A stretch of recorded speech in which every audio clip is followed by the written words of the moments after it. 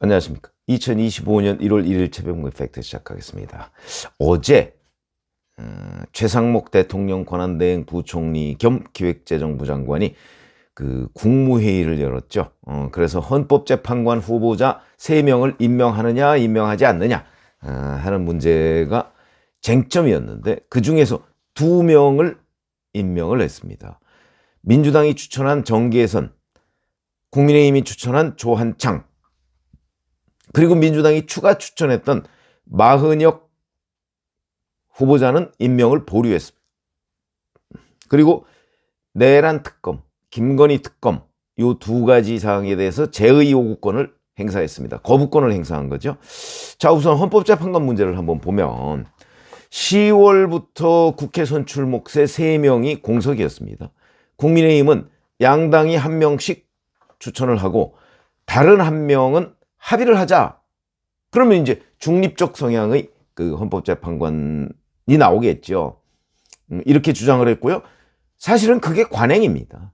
3명일 경우. 왜 그러냐면 원내 교섭단체가 3개면 문제가 간단하게 해결됩니다. 1명씩 추천하면 되니까. 지난 2018년이 그랬거든요. 바른정당이 있었어요. 그러니까 됐고. 근데 원내 교섭단체가 2개다. 그러면 1명씩 추천하고 다른 1명은 2 교섭단체가 합의해서 추천하는 게 원칙이죠. 그동안에 또 그렇게 해왔고요. 그러나 이제 거기에 또 예외가 있었습니다. 과거에 보면 한 20여 년 전이죠. 워낙 의석이 압도적으로 많은 그 당시에 이제 한나라당이었죠. 한나라당이 2명을 추천한 적이 있습니다. 그렇기 때문에 뭐 관행으로 굳어졌다 또 이렇게 하기도 어려운 이런 상황이죠. 자, 그런데 어쨌든 이 상황에서 지금은 교섭단체가 2개밖에 없으니까 한덕수 대통령 권한대행은 여야의 합의가 없었기 때문에, 그래서 합의를 해야 임명을 할 수 있다면서 임명을 보류했죠. 그게 왜 그러냐면 사실은 합의 없는 상태에서, 합의가 완벽하게 이루어지지 않은 상태에서 비상계엄 사태가 벌어졌고요. 그 이후에 국민의힘이 동의 안 한 상태에서 민주당이 일방적으로 밀어붙여서 표결까지 이루어졌거든요. 그러니까 한덕수 대행의 판단은, 아니 이건 민주당의 일방적인 의사 진행으로 여기까지 왔기 때문에 헌법재판관이 언제 여야 합의 없이 임명한 적이 있냐. 그러니까 합의를 해봐라. 그러면 나는 그에 따르겠다. 이렇게 원칙을 유지를 했던 거죠.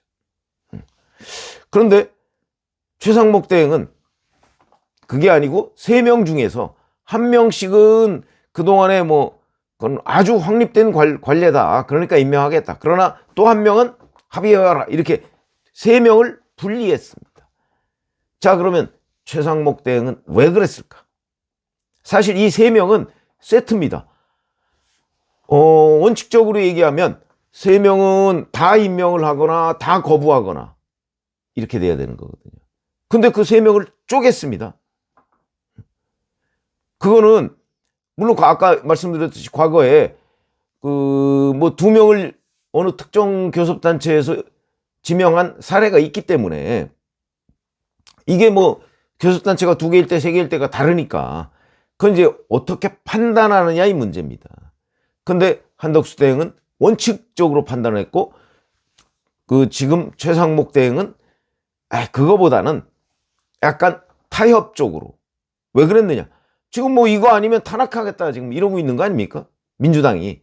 그러니까 그것도 피하고, 대신 또 국민의힘의 요구도 절반쯤 수용하고, 이걸 이제 타협이라고 볼 수도 있고 절반의 저항이라고 볼 수도 있고 그런 거죠.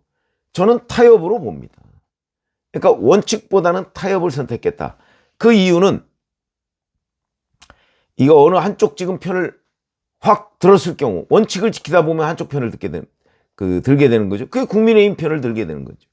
그렇게 되면 탄핵되게 생겼고, 탄핵이 되면 대행을 탄핵하는 거기 때문에, 그렇게 될 경우에는 이제 경제 상황은 훨씬 더 나락으로 떨어지겠죠.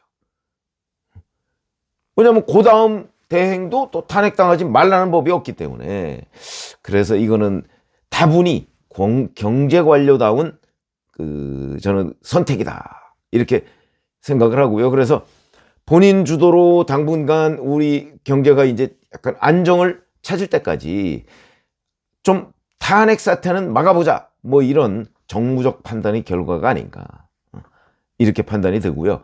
또 하나는 이제 내란 특검, 김건희 특검 뭐 이런 문제에 관해서 사실은 거부권을 행사해야 되는데 이 거부권과 함께 이 헌재재판관 3명을 임명하지 않으면 두 개를 묶어서 이것도 또 뭐 탄핵한다고 민주당이 난리를 칠 테니까 그거 물타기도 하자.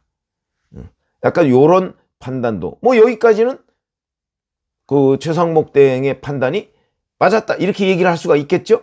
근데 이제 문제는 그 다음입니다. 자, 당장 민주당의 박찬대 원내대표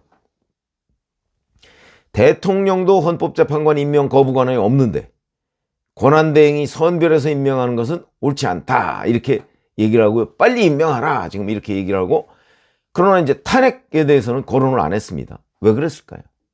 지금 무안공항 참사의 국민의 애도기간입니다. 저는 이 애도기간이기 때문에 탄핵 얘기를 지금 안 하고 있을 뿐이지 민주당은 아마 부글부글하고 탄핵해야 된다 뭐 이런 얘기들 많이 나올 겁니다. 국민의 애도기간 딱 끝나면요 곧바로 이제 그때는 무슨 얘기가 나오냐 내란 특검, 김건희 특검 이거 재표결에 들어갈 거 아니겠습니까? 재표결 날짜를 이제 태기를 할 텐데 자 그렇게 되면 만약에 이게 뭐 재표결에서 가결이 된다 그러면 아마 조금 누그러질 겁니다. 근데 그렇지 않고 부결이 됐다? 그러면 다시 또 내란 특검, 김건희 특검법을 이제 국회에 제출을 할 거고요. 또 똑같은 도돌이표 현상이 벌어지죠. 거기다가 이제 나머지 40여 후보자 임명해라 이것까지 합쳐서 결국은 탄핵으로 갈 거다. 그러니까 지금 일시적으로 탄핵을 모면했지만 결국 민주당이 탄핵 카드를 꺼내들 것이라는 거죠. 그러니까 이게 지금 민주당의 선의에 기대서 요 정도로 내가 타협책을 모색을 했으니까 민주당이 이제 자제하겠지. 그건 민주당을 너무나 모르는 얘기죠. 또 이재명 대표의 조급함을 모르는 얘기입니다. 당장 국민의 애도 기간 끝나면요. 이재명 대표의 선거법 재판, 우이징교사 2심 재판 시작합니다. 당장 1월 7일까지가 그 선거법 재판 항소이유서 제출 기한이죠. 제출하고 2심 재판이 시작이 될 텐데 이재명 대표의 조급함은 더 가중되겠죠. 그러면 그게 이제 결국 최상목 대행에 대한 압박으로 이어질 것으로 보인다. 그러니까 지금 뭐 한 시간을 약간 벌기는 했지만 자 그렇다고 해서 이게 문제의 해결책은 아니다. 그 어찌 보면 차라리 원칙을 지키는 측면이 더 나았던 것 아닌가. 뭐 이렇게 판단이 되기도 하고 그러나 그거는 뭐 최상목 대행이 이런저런 종합적인 판단 끝에 이제 이런 결론을 내린 거죠. 그러면 이제 국민의 애도 기간 끝나고 무안공항 참사가 어느 정도 수습된 그런 상황에서는 아마 민주당이 다시 탄핵 카드를 들고 나올 텐데 그때 최상목 대행이 여전히 뭐 좀 타협적으로 민주당과 타협하는 방향으로 선택을 할지 아니면 다시 원칙으로 복귀를 할지 그런 것들이 좀 주목이 되는데 지금 여기까지 온 점으로 보면 타협을 한다면 계속 민주당이 뭔가를 내줘야 합니다. 그게 쉽지만은 않을 거다.